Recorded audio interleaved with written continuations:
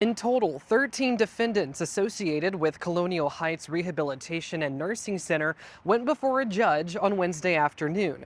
Most of them are facing charges in connection to an elder abuse investigation in which prosecutors allege a resident there received inadequate care and then died.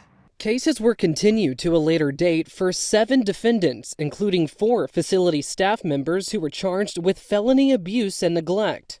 Among them are nurse manager Michelle Bedeau, nurse Danielle Harris, night nurse Shakima Brewer, and administrator Shawanda Jeter. All the defendants we approached declined to comment on their cases, including Jeter. Jeter, do you have anything you'd like to say at this point? No comment.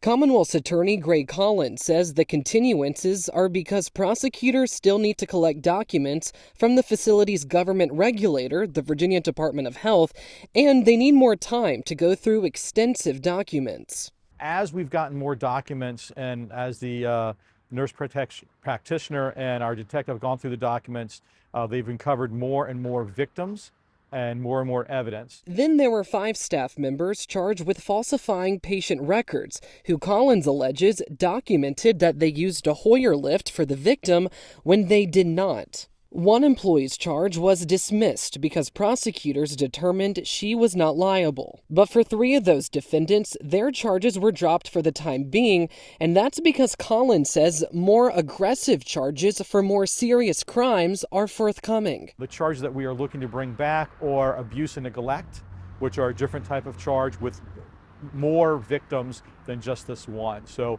we didn't want to go forward on a lesser charge. We wanted to get all the information and bring back the correct charges. And for one more staff member accused of falsifying records, she entered a plea Wednesday in which she pled guilty and agreed to do community service as well as take an educational course on vulnerable adults, abuse and neglect awareness and prevention.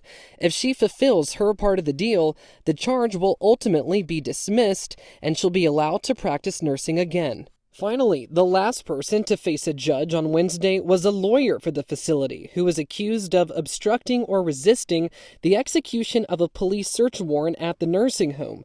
But a judge threw the case out, finding there was a lack of evidence to support that claim. Collins says investigators have identified at least 4 additional alleged victims at Colonial Heights Rehab and Nursing Center. He's calling on the community that if you have loved ones affected at that facility to reach out to the Colonial Heights Police Department. Here at the courthouse, I'm Tyler Lane, CBS 6 News.